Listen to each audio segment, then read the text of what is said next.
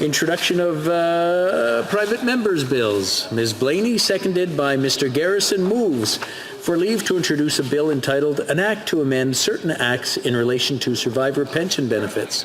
This motion is deemed adopted.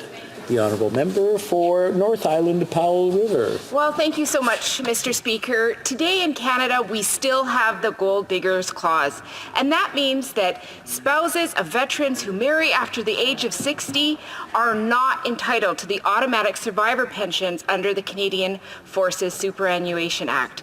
This clause is archaic, it is sexist, and it must be eliminated. It was created in the early 1900s. It was sexist then. It's ridiculous that it's in place today.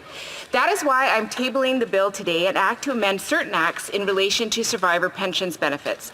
This bill would eliminate the marriage after 60 clause so that veterans, RCMP veterans, and federal public servants who are punished for finding love later in life no longer have that happen to them. The reality is this is still happening in this country today. My office worked with a constituent who was a veteran who was planning to get married. The pandemic came and he couldn't get married until months later. The problem was he was trying to get married when he was 59. Now he has to get married when he's 60. That means his spouse will be unable to access any support.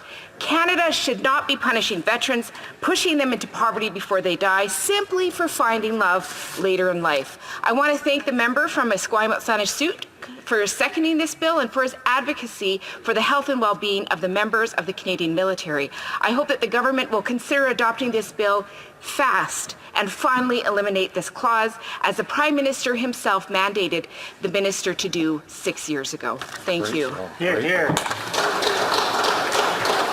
Ms. Blaney, seconded by Mr. Garrison, moves that the bill be now read a first time and be printed. This motion is deemed adopted. First reading of this bill, première lecture de ce projet de loi. When shall this bill be read a second time? At the next sitting of the House.